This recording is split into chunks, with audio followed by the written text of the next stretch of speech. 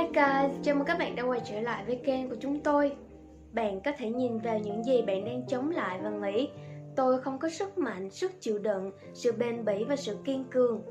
Có thể nhiều năm trước khi tôi đang ở đỉnh cao trong cuộc chơi của mình, nhưng bây giờ tôi đã mệt mỏi.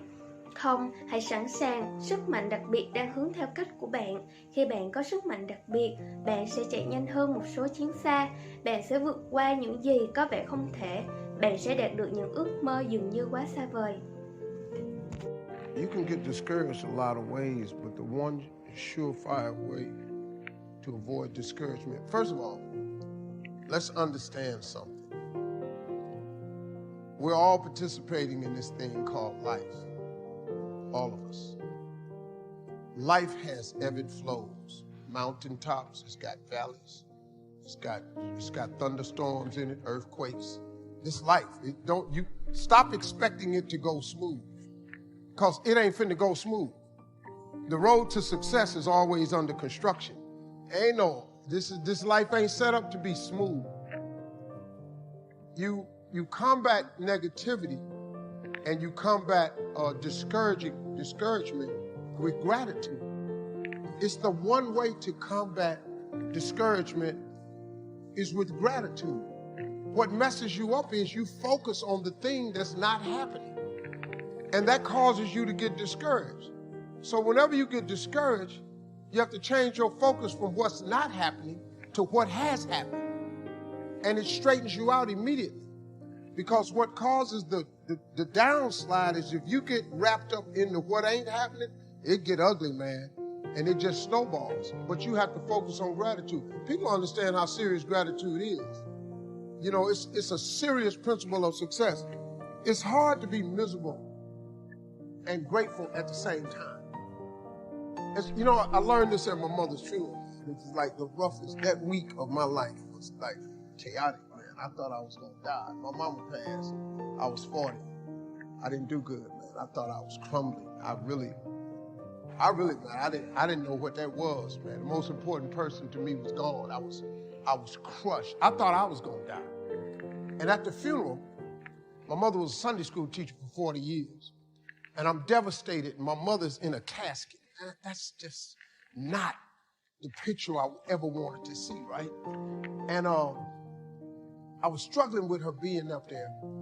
And the preacher stood up and he said, I know y'all hurt, and I got 2 brothers and 2 sisters. He said, I want y'all to look around at this church. My mama had been a Sunday school teacher for 40 years. Church was packed.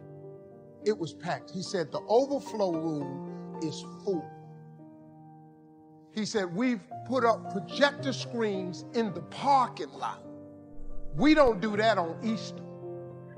We just set up projector screens in the parking lot because so many people then came to see your mother off. Said, because your mother meant something to everybody. My mama's funeral was filled with the hood, the gangsters, the pimps, the hustlers, the dope boys, the police, the politicians, church people. He started talking about, he said, look how full this church is. Look at the lives she touched. Look what she meant to so many people. We got people in this church we ain't seen in years. He said, look at this. And I want you to think of all the incredible things your mother has ever done. And then he started listing the things she had done around the church and what people had said. And we started smiling. And this was the first time I had smiled in a week. That week was ugly for me. And he said, now listen to this. You see the smiles on your face? He said, joy and depression cannot reside in the same space. So when you get down and you start thinking about how dark it is, I want you to remember everything your mother taught you that was good. And that replaced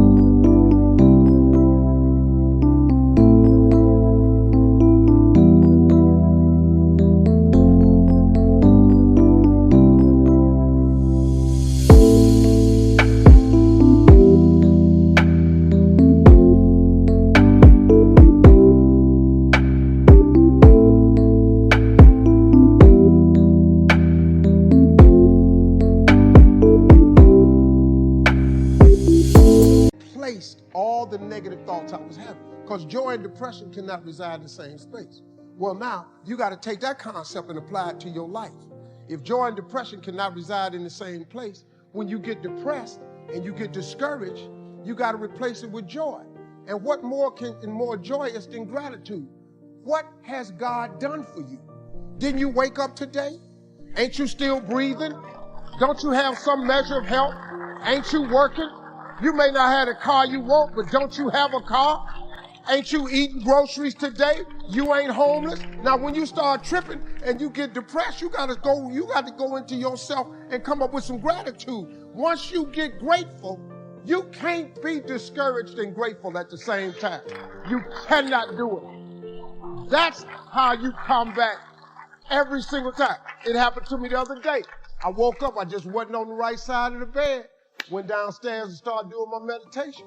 I pull out a list of everything I'm grateful for. By the time I got to the 13th thing, I thank God for 75 things every morning. By the time I got to 13, I was fine.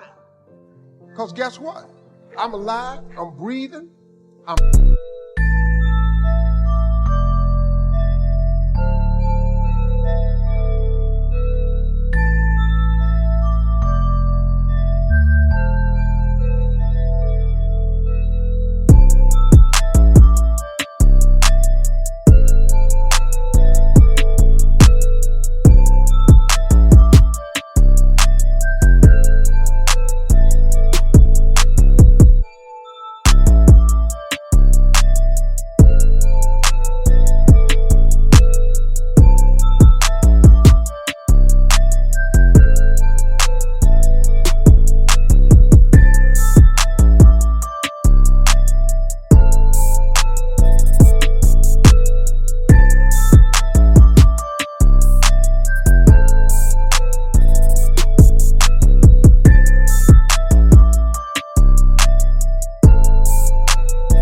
healthy.